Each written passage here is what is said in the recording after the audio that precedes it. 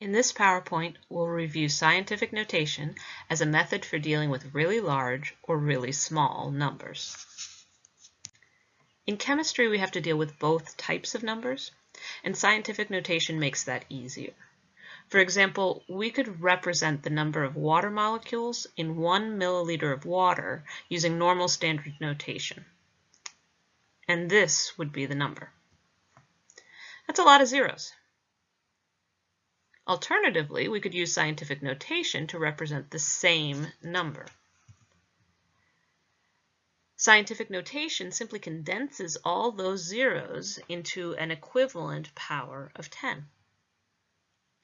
These two values are the same number, they're just a different way of writing it. So by convention, scientific notation contains two parts. We call those the decimal part and the exponent part. The decimal part is always written with the decimal place one space to the right of the first digit in the number, so 3.3 in this case. The exponent is simply the power of 10. We'd have to multiply the decimal by to convert it back to our original number. In this case, 10 to the 22nd power. Now for really small numbers, the exponent is actually negative. Take, for example, the average diameter of an atom. Again, a lot of zeros, but this time behind a decimal point. In scientific notation, this very small number is written as 3 times 10 to the negative 10. The negative indicates we're dealing with a number less than 1. Let's review how to convert standard numbers into scientific notation. Say that we wanted to put the number 325,000 into scientific notation. The first step is to move the decimal in the standard number in whatever direction and however many spaces we need so that there's only one non-zero digit to its left. So the decimal is assumed to be at the end of this number after the last zero, and we'd move it 1, 2, 3, 4, 5 spaces to the left to give us a number that has only one non-zero in front of the decimal. So that would be 3.25. We can drop any of the non-significant zeros in the original number, in this case the final 3 zeros. We'll still have them in our scientific notation, they'll just be included in the exponent part. Now we move the decimal 5 spaces to the left, so our exponent on 10 will be a positive 5. The direction and number of spaces you move the decimal always determines the power of 10 you use, as well as whether it will be a positive or a negative.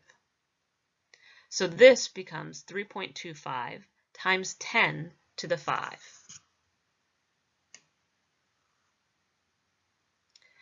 If we were to move the decimal to the right, that would become a negative exponent.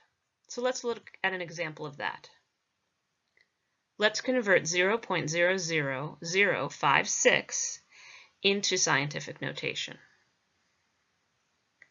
In order to move this decimal so that we have only one non-zero digit to the left of it, we actually have to move it to the right. So that's 4 spaces to the right. The decimal part becomes 5.6, and the exponent part becomes 10 to the negative 4.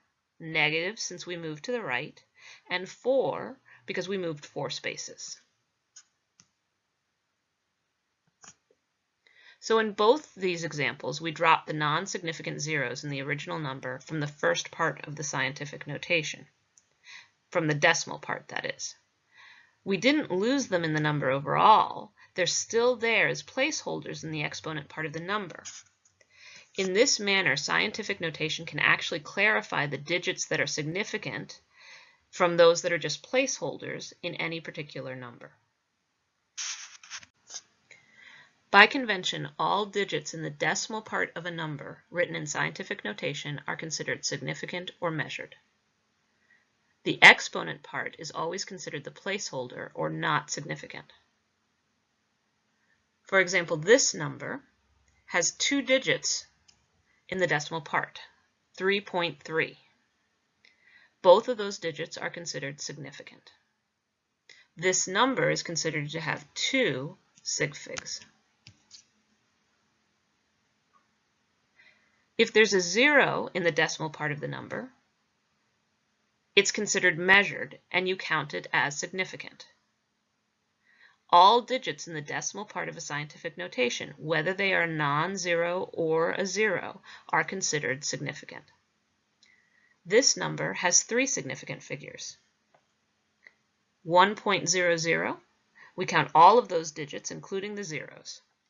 As long as they're in the decimal part, we count them. So this is 3 significant figures. In summary, scientific notation is a tool for representing very large and very small numbers. It allows us to distinguish between measured or significant figures and placeholder zeros in measurements much more easily.